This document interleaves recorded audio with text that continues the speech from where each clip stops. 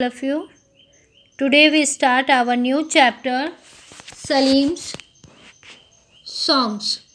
Okay, about the chapter, Salim, a young boy, he liked to sing and also work in his father's shop. Then one day, the famous singer Tansen listened to him.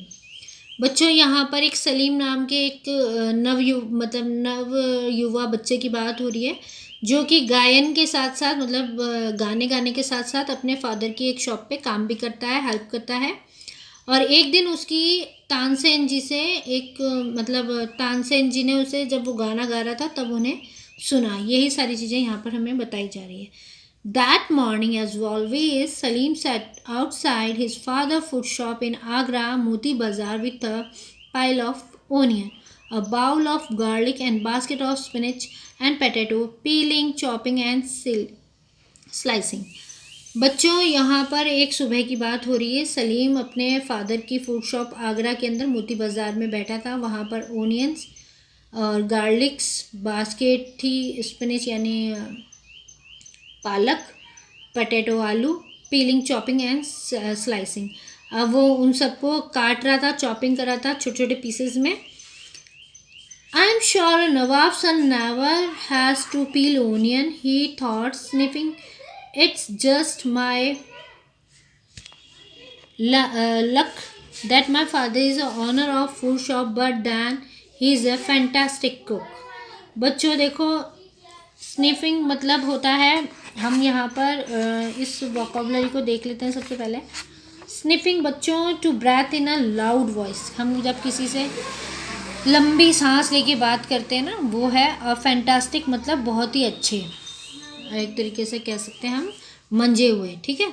तो ये वो यहाँ पे बात हो रही है। I am sure nawab son never has a peel onion, कि मुझे लगता है कि किसी नवाब का बच्चा ओनियंस को छीलने के लिए यहाँ नहीं बैठा। एक लंबी सांस भर के किसी ने बोला, it's just my luck that my father is a owner of a food shop.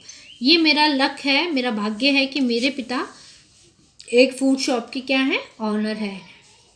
But then he is a fantastic cook, पर वो उससे अच्छे क्या हैं, खाना या रसोई है, ठीक है। Thankfully, the onions were soon done and Salim took them into the kitchen where the dal was bubbling on the stove while his father ground the spice for the mutton curry and spinach and potato dish. अब जैसे ही thankfully बहुत ही अच्छी बात ये हुई कि जल्दी ही हमारे सलीम ने क्या किया, ओनियंस का काम जो था छीलने का वो कर दिया था। और वो सीधा कहाँ गया, किचन में, जहाँ पर जो दाल थी वो बबलिंग कर रही थी स्टोव पर।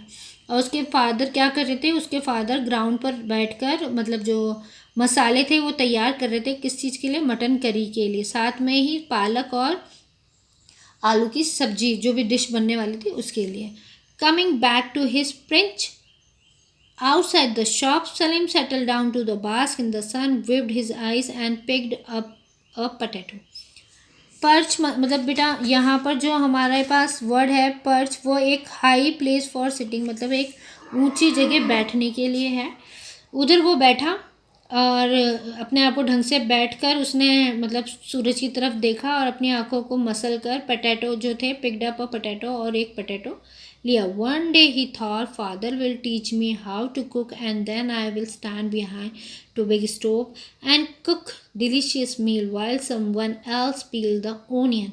एक दिन ऐसा आएगा कि मेरे पापा मुझे खाना बनाना भी सिखाएंगे और मैं जो बड़ा सा स्टोव है उधर वहाँ पर खड़ा होके अच्छा बढ़िया सा खाना बनाऊँगा और कोई और someone else peels the onion, और कोई दूसरा पर्सन प्याज को और इसको छीलेगा। But he had a grow a bit taller first, पर उससे पहले मुझे बड़ा होना पड़ेगा। Right now he couldn't even reach up to look inside the big pot and big ladles were much too heavy for his young arm.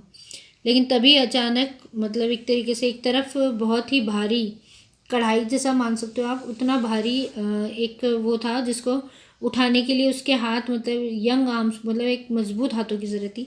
As he work Salim sang, it was singing kind of day, the bright winter sun warmed his back, He had just had a big bowl of creamy milk, and later, once the lunch customer had gone, he could play marbles with his friend in the street. उसने अपना काम ख़त्म किया और सलीम गाता हुआ अपने मतलब अपने काम को पूरा करके अपने गाने में पूरा एक तरीके से खो गया। और वो उस दिन की एक ब्राइट विंटर थी, मतलब सर्दियों की सुनहरी धूप सा खिला हुआ दिन था जिसने उसको गर्म कर रखा था। और साथ में ही उसको क्या ही हैड, उसने अपना जो क्रीमी मिल्क का बाउल था मतलब वो फिनिश कर चुका था। और जो कस्टमर जो आए हुए थे लंच के लिए वो भी जा चुके थे, तो वो क्या करा मतलब कंचे खेलने के लिए अपने दोस्त के साथ गली में चला गया। सो Salim sang a tune he liked and made up the word along the way. Peel and chop and slice them too every day. That is all I do. He thrilled.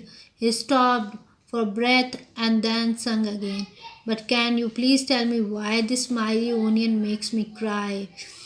अब देखो सलीम जो था वो एक धुन बजाता हुआ गाता हुआ कुछ शब्द मतलब उसने लिए। उसने शब्द क्या थे कि पहले छीलो फिर काटो फिर उनके छोटे छोटे टुकड़े करो। और मैं मतलब हर दिन ये करता हूँ और ये मेरे लिए एक थ्रिल है, मतलब एक तरीके से मेरे लिए बहुत रोमांचकारी होता है।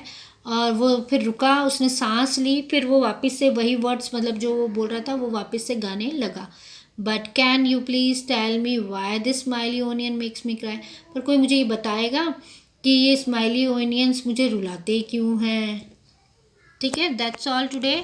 Then we continue our chapter next video. That time stay safe and please follow the guideline by the government. Okay everyone, thank you.